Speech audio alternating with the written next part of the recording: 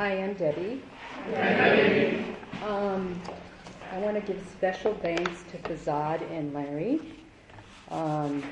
They helped me quite a bit because I was in a panic, because I was at another meeting at one time and people said they couldn't hear me. So they got me a microphone. So my little girl was taken care of. So thanks so much.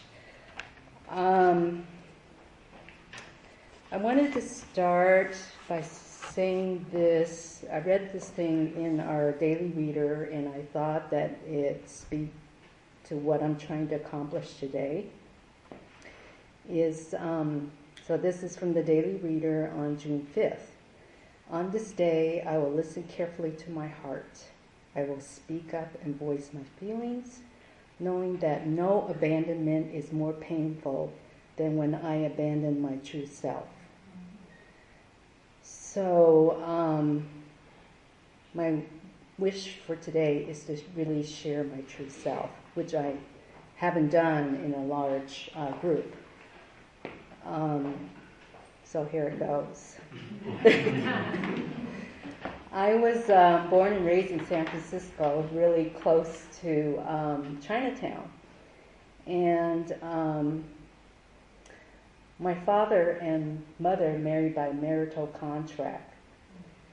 And my grandfather received monetary funds for that arrangement.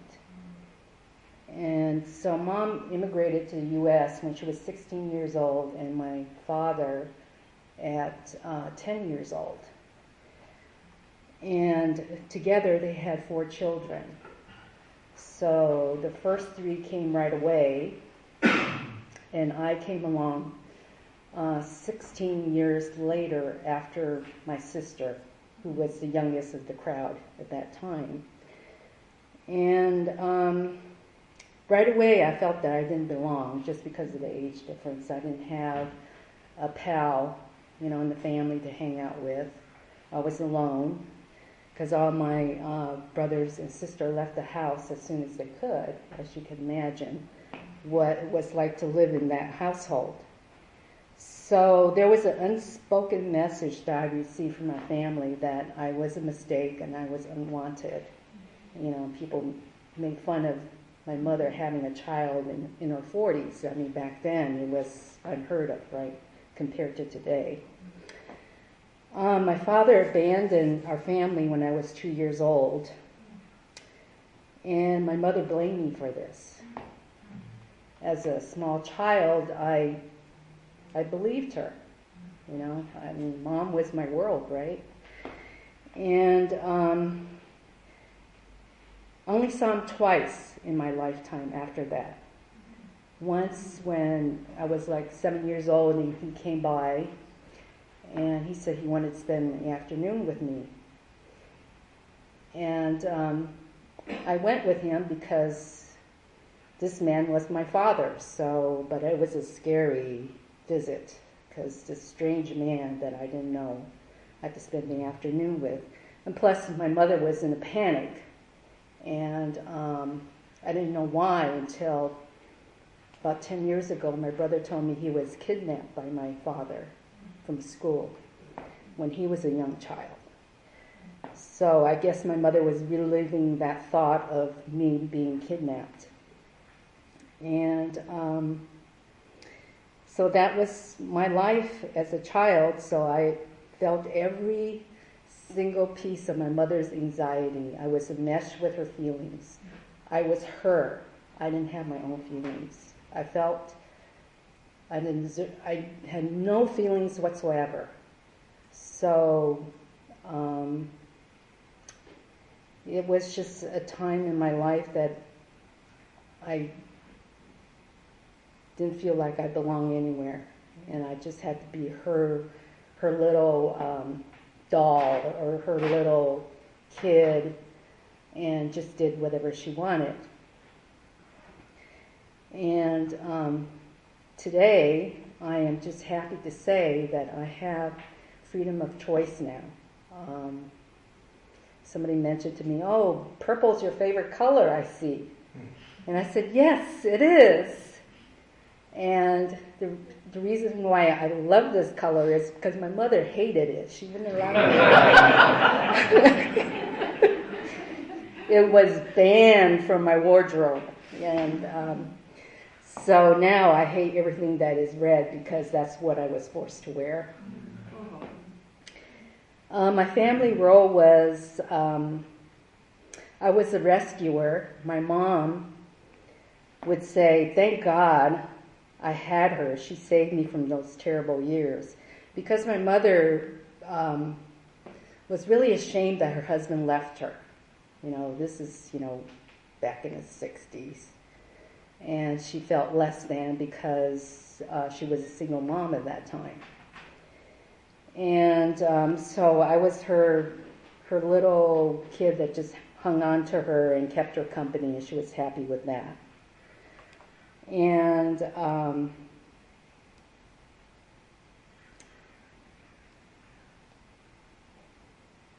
then another time,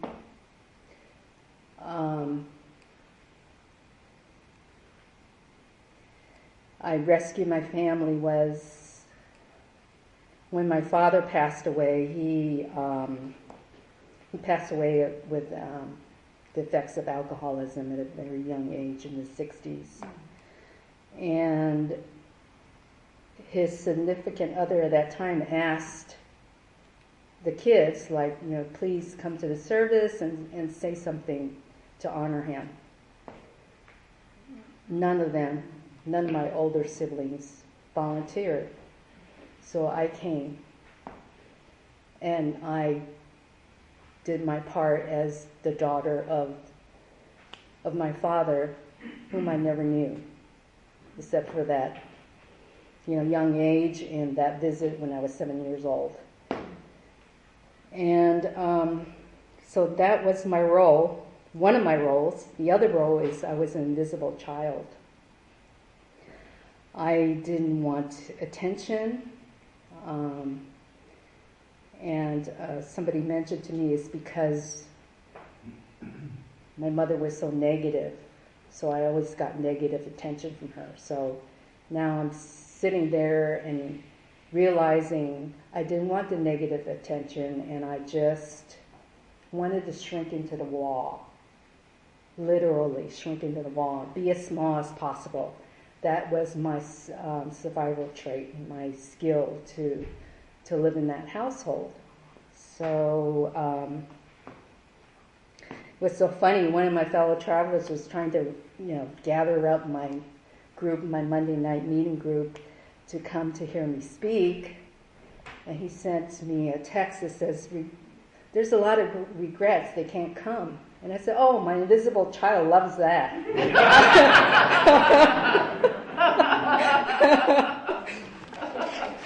Yes, he laughed too. But I like to share with you my journey with my 12 steps and my personal experience with them. This idea came to me from Larry when he mentioned last month about Tony's A's 12 steps, because it's never really mentioned. I never knew why until Duncan educated me. He says it's because it's a family matter. They never gave the rights to ACA to have it published in the Red Book. So step one, we admitted that we were powerless over the effects of living with alcoholism. And I put in parentheses, abandonment and isolation, and that our lives had become unmanageable. When I first came into these rooms for ACA, my life was unmanageable. I really hit a bottom. I lost my boyfriend, a real sudden death. He had a heart attack. And I was so numbed out, I didn't even know I was grieving. I was like a zombie. I had no idea. Couldn't identify my feelings. I believe my heart was broken at that time, and I didn't even know it. I stayed in isolation for over a year. I mean, all I did was work, eat, and sleep, and took care of his trust estate business. and that kept me busy. That kept me going. But by the end of the 12th month, and then as it goes on to another year, I knew it was bad, because for me to go to my condo, have my drapes drawn, like, I'm in a funeral home, and not coming out, and I knew it was bad. So I went back to Al-Anon, because I started Al-Anon some years ago, and I knew that it was a safe place. I sat in those rooms for 6 months without saying a word in the meeting, because I couldn't. I felt that if I said a word, buckets of tears would flow out of my eyes, and I couldn't stop. And I couldn't be hysterical, right?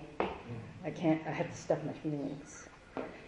And so it took me 6 months to get used to it again, because I felt like I failed in Al-Anon. I'm a retread, I'm coming back, and everybody's going to think I'm, less than, because I'm coming back on my knees. But no, those people were very loving. They remembered me. They greeted me, but that's what was where I was, and I realized how bad it was. But looking back at that time, I realized, being in program and doing the red book and the yellow book and the laundry list, is that it was really a bad time for me, because I self-abandoned myself. I just completely left me and didn't care for me. So it was really bad abandonment. And of course, I felt the physical abandonment of my boyfriend, because he passed away. So it was just a double whammy. It really was. Step 2, we came to believe that a power greater than ourselves could bring us clarity. I love the way Tony A did this, because I always thought that, the regular way, my higher power would restore me to sanity, kind of implies that I was insane to begin with. And I don't like that thought of being insane. But the clarity really helped me understand where Tony A was coming from. And just recently, this year, I discovered that I am codependent, or I was willing to see that I'm a codependent. I mean, I've been in Al-Anon, I've been doing ACA for about 4 years, and now in my 5th year, I'm saying I'm codependent. What gives? How deep is that denial? And the thing was, I was thinking that it was complete loyalty to my family. That was my thinking. And, I sat with that thought, why am I so loyal to this family that's treated me badly? And it came to me, I'm codependent. And, of course, acting out all the 14 laundry list traits, in hoping that I would receive the love and care and kindness that I wanted. I never got it. And I drilled down more on this clarity part and wrote down our family mission statement.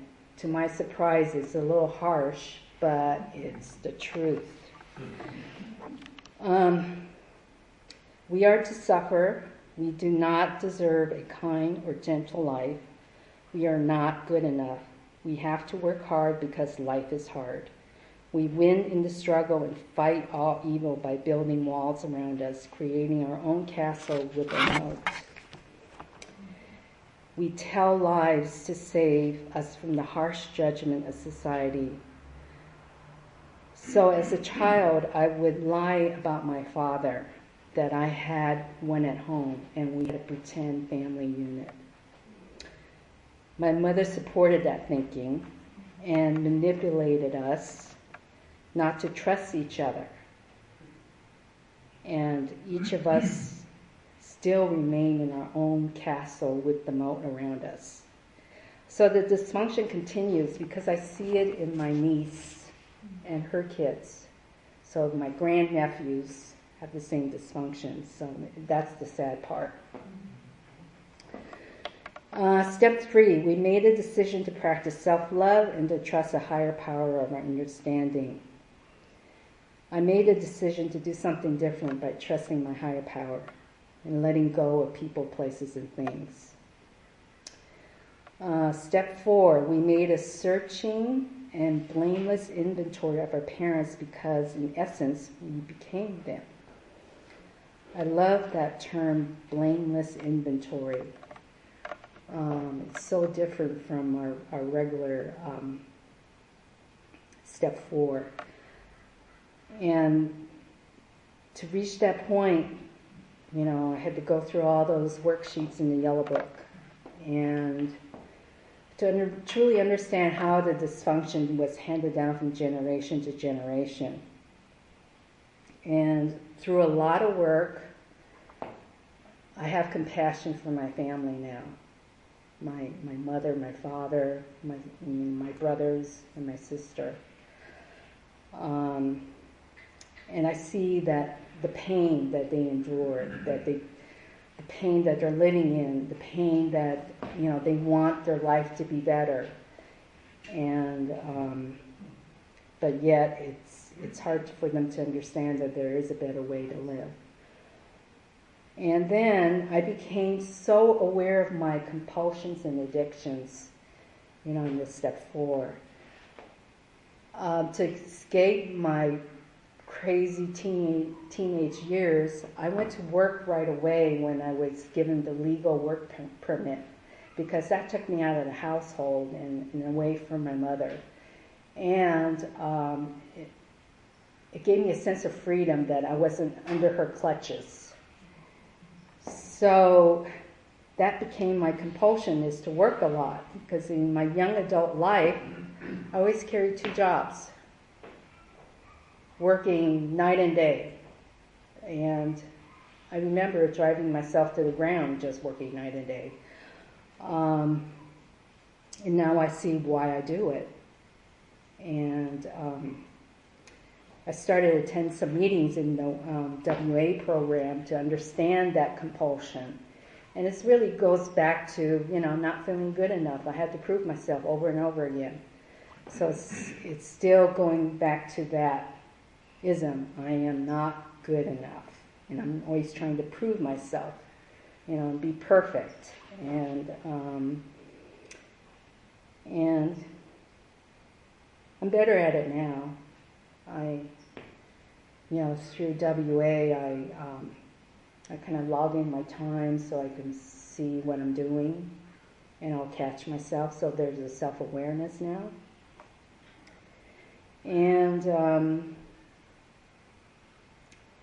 of course, this year I just discovered that I'm codependent.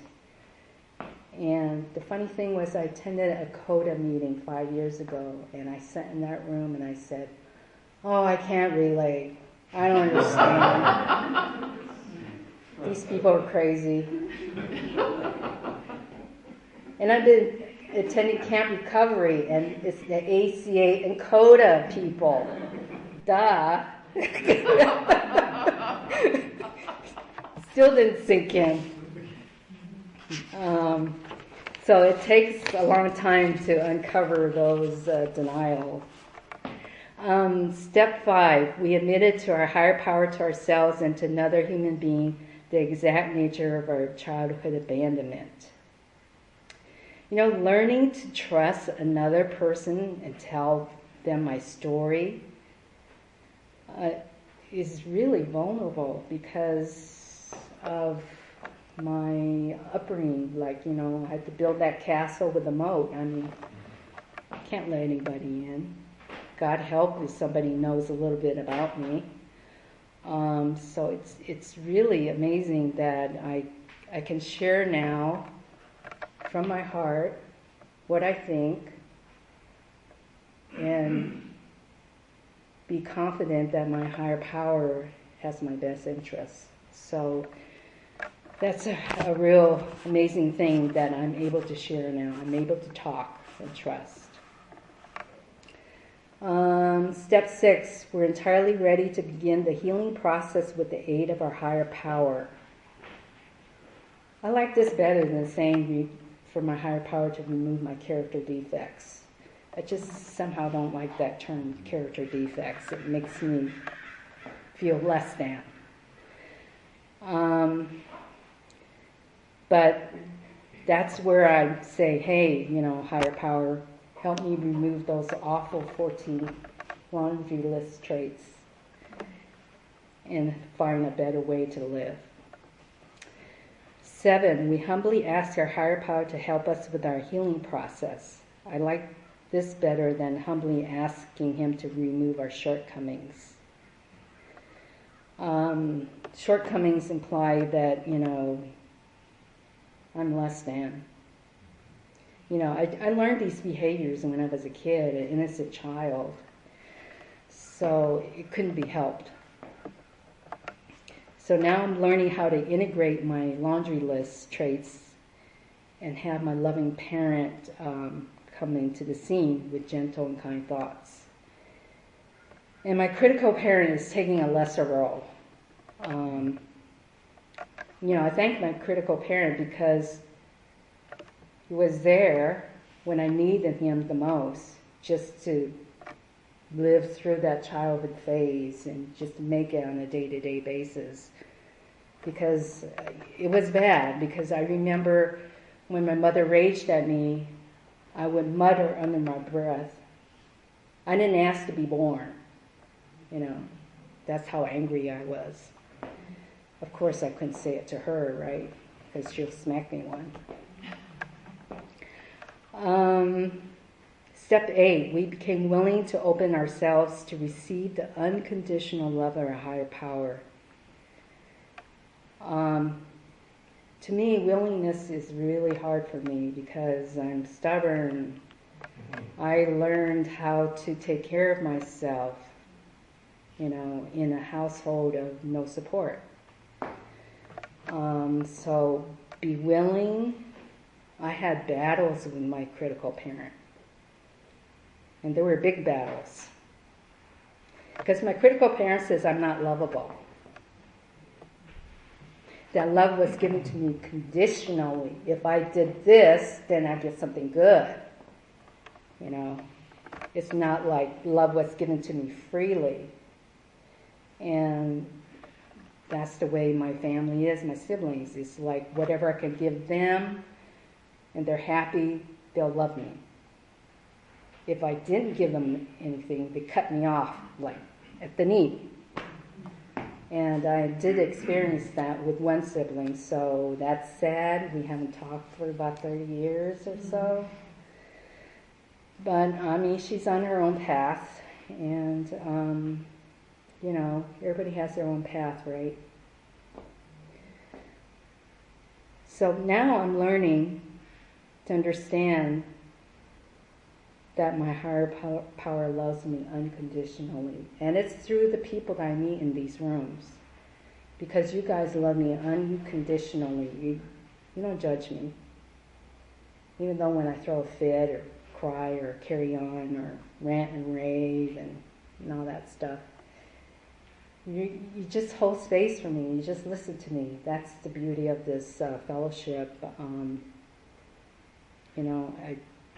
I can't imagine. And I want to thank those that I know will log into the website and listen to my talk, because I receive many texts from my fellow travelers that are traveling across the country and they can't be here and they wish they could be here. And, I really appreciate that love and care, sending me messages of support. Because I never got that from my family. And I still don't. And the hard part is I have this fantasy that I want my family to be like the Brady Bunch. I want my family to be like Ozzie and Harriet. Why can't I have that? I have to twist my mind and say, that's a fantasy. The reality is you guys. So, this is my family. This is somebody I could count on, I mean, not everybody is available for me, but I know so many of you, somebody out there will be available at the time I need you. So, and that's the beauty of it. I can ask for help. I won't be put down for it. That is so wonderful. Step 9, we became willing to accept our own unconditional love by understanding that our higher power loves us unconditionally.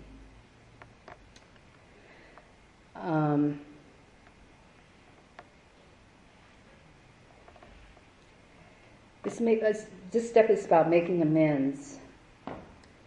And I learned that I have to make amends to my inner child by listening to her. She was the one that I harmed the most. You know, the self-loathing thoughts, the critical parent thoughts. And so I decided that I'll have a conversation with that little girl by using my non-dominant handwriting, as described in the Yellow Book. And I'd like to share a sample of my writing. How do you feel about your inner child today? That's the question I'm asking her. I feel better. You are listening more. I'm happier. I can feel safe that maybe my needs will be met.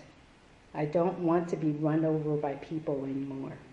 I have a voice. Please hear me out. I count for something. I am your only kid. You need to take care of me like your own daughter with kindness and gentleness, as a loving parent would do. That is all I ever wanted.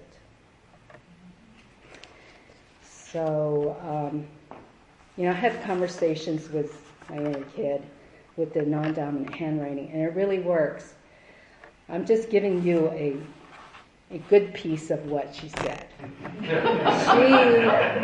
tore me up right side up and down in the beginning because she was that angry.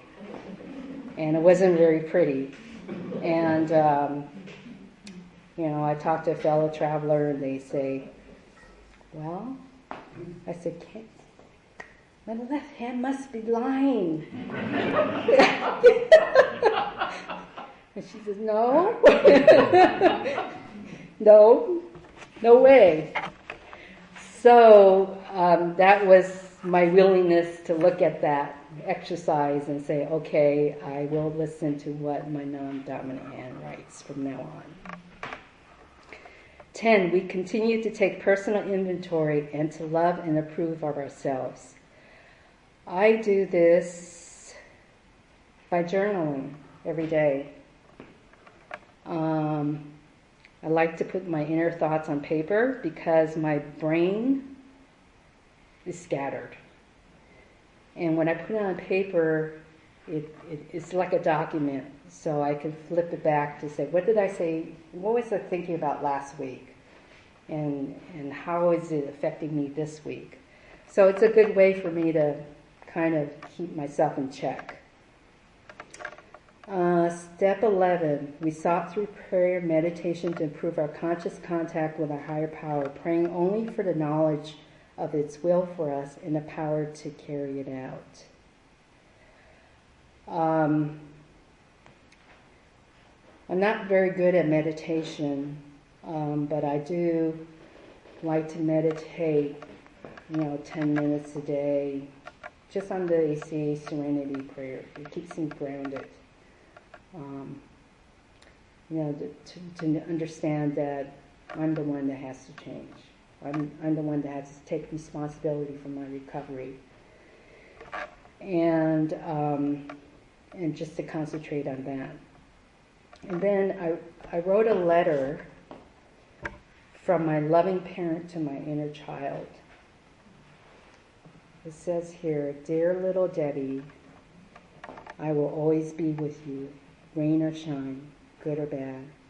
You will never walk this life without me by your side. I will not abandon you like your parents.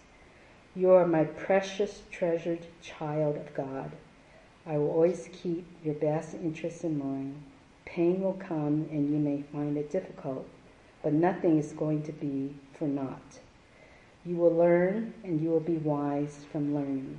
You will mentor other women in being a great person and contribute to the world with their own greatness. You are loved by me. I follow you since you were born. Yes, you had some hard experiences. I understand your pain. I cried with you. I hurt with you. Just remember that I love you dearly. I love you, your loving parent. Okay, step 12. We had a spiritual awakening as a result of these steps, and we continue to love ourselves and to practice these principles in all our affairs. I love that term. Continue to love ourselves. That's really beautiful. And it brings home the importance of taking care of ourselves and being good to ourselves and loving ourselves. It's a lot of work because the critical parent is always there to battle. Sitting on his shoulder with his yak, yak, yak. So my spiritual awakening comes quietly each day as it unfolds. It's a new way of thinking and a new understanding of my family's dysfunction, their behaviors and how I'm affected by it. And the clarity on how important it is for me to release that dysfunction, to be set free, to be able to talk, feel, and trust. So becoming my own true self is the hardest task for me, but it's well worth the journey.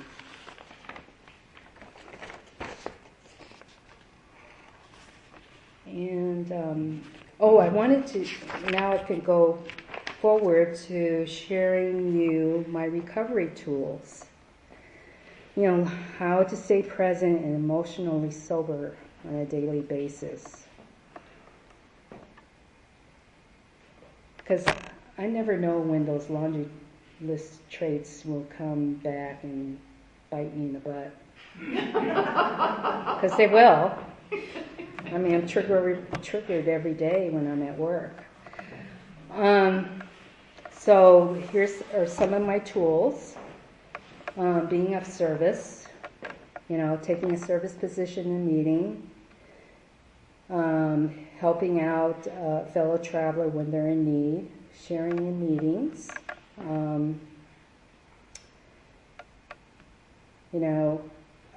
I remember not too long ago I shared in my Monday night meeting that I'm struggling with taking my breaks at work, and to admit to my group that work was my drug of choice.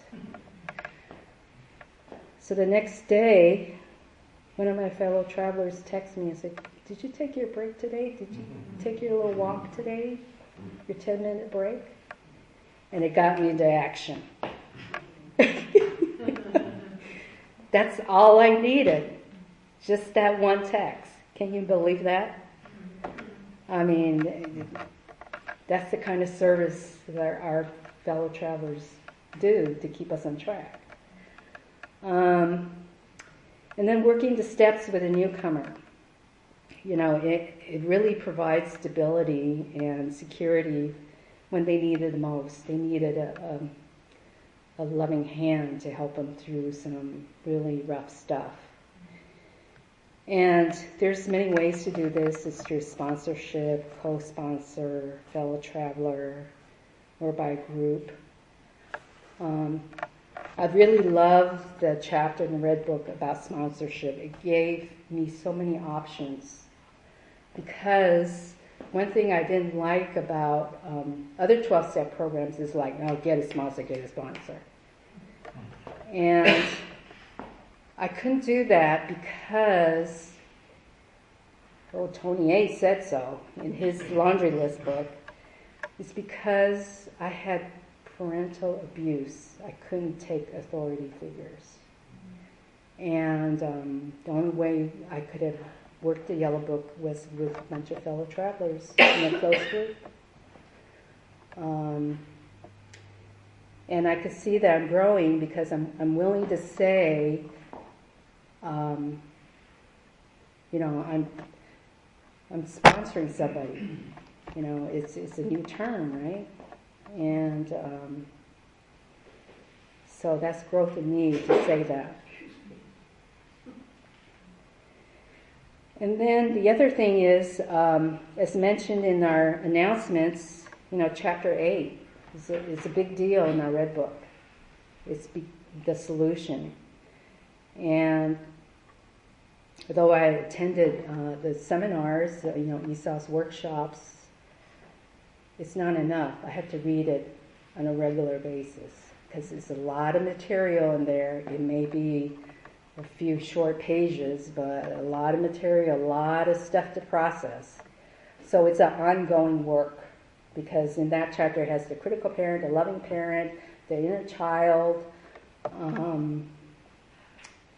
and the higher power thing, the actual parent. And it changes all the time depending on where I am, where my head is. So I have to read that chapter all the time. And then, after doing the yellow book, tried working the laundry list book. Because that's where I learned how those traits really affected me, big time. Especially when we're talking about the flip side of the other laundry list. For example, I'll pick my favorite trait, which is trait 10, the laundry list, trait of stuffing my feelings. I stuff my feelings so way low that I can't even bring them up. So, I'm undergoing therapy to try to figure out how to bring them up, because it's not good to have them stuffed. And then the other laundry list, it says that I hide my true feelings, and I smile when I'm hurting. So I'm doing the fake feelings thing, like I feel whatever you feel. And then the other part is when we go deeper into recovery, the flip side of the laundry list. We come out of denial about our traumatic childhoods and regain the ability to feel and express our emotions. This is where I'm at. I'm starting to recognize I have feelings. I can express them with safe people. Note, safe people. Okay. And then there's the other corner of the laundry list, the flip side of the other laundry list. This is my goal.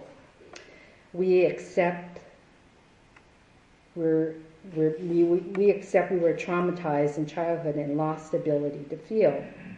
Under the 12 steps as a program of recovery, we gained the ability to feel and remember, and become whole human beings who are happy, joyous, and free. Isn't that something? I can be happy, joyous, and free. It's amazing. I don't need $1 million to get that.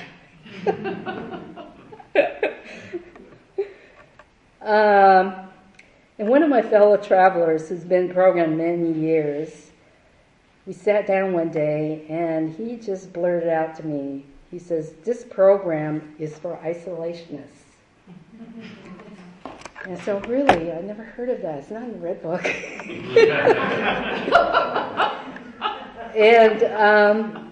And he said, "This is a program of we," and reminded me of step 1, that the first word is we, not I.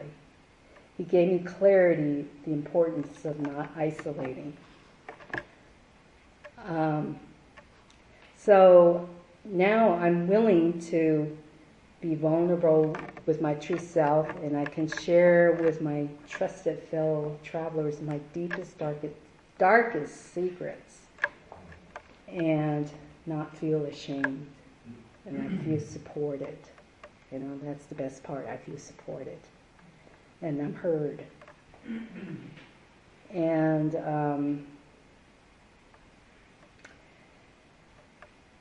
so that's the beauty of that. And we we have very busy lives. I don't know about you, but I'm really busy. So I depend on the new technology. So I text my fellow travelers on a regular basis. Sometimes if I find a affirmation in my daily reader, I'll send it to whoever I'm thinking of that would appreciate it. And that keeps us in touch.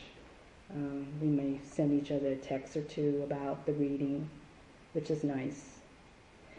And then I use phone meetings. I had a recent experience where I was vacationing with a brother, and I was out of my element. I was going bonkers. Really bonkers. I felt trapped. I was back in my childhood years. And the only thing that saved me was phone meetings. I wake up at 6 o'clock in the morning. Was it 6 o'clock in the morning? At 6 o'clock in the morning, just to call into a phone meeting and listen. And I did that for the whole week. And then I remember one Sunday it was so bad, I dialed into a second meeting.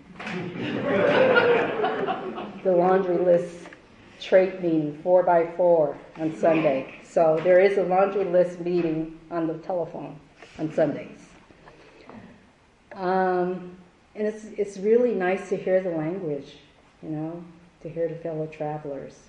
Even though I wasn't able to make outreach calls, at least I outreach with text messages. And it's really comforting. One guy says, "Oh, when are you coming home?" And I tell him, he says, "Okay, have good travels." I mean, it's just a short sentence to say, I care and I'm here for you. It's really comforting. And I make outreach calls routinely now. Before I wouldn't pick up the phone. I would put my name on the phone list and pray nobody calls me.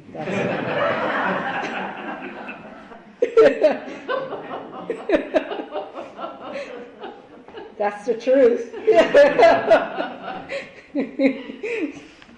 Back then, when we didn't have cell phones, we had the answering machine. So I always had the answering machine to warn me who's calling me. And I learned from another person in a 12-step program. She told me that the reason why we make outreach calls is that's your lifeline. You keep it open because you never know when you really need it in your deep crises, because you won't be able to pick up the phone when you're in such a deep doo-doo. So that makes sense. It really does. And then I attend the Promise 7 gatherings that the Ventura County folks put together. It keeps me out of isolation because I like to isolate. I like my downtime. But it's just, what is my intent if am I isolating or am I doing self-care? It's just, being aware of what I'm doing is the whole thing about isolation versus self-care, quiet time.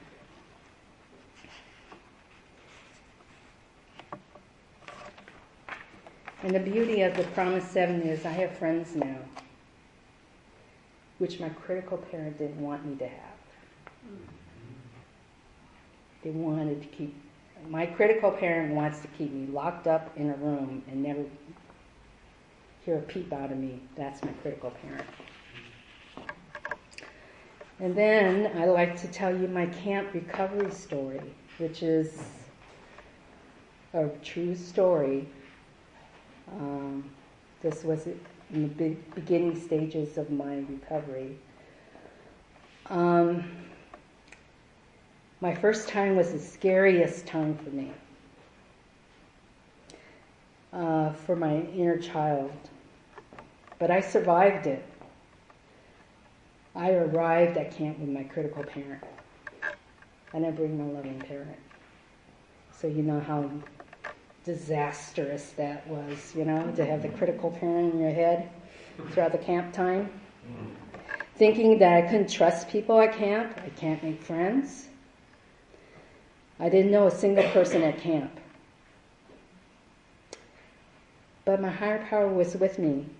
I got a couples room. That's mean I have a private room. I didn't have to share bunks. And Madeline came up to me. She says, I know you want a room in the Craig's cabin, but I have something to offer you. How about the couples room? I said, yeah, sure, I'll take it. She says, well, you have to pay double your registration fee. No problem. So I pay for 2 campers so I can have a private room. But that's where I was in recovery. I mean, whatever it took. I stayed at camp. I didn't escape or run away. And the funny thing is now, miracles do happen. Now I have many friends at Camp Recovery, and I look forward to seeing them at each camp. And one of the registration people came up to me and said, I'm getting stressed out. Too many people want a room with you, want a bunk with you. I can't deal. God bless him.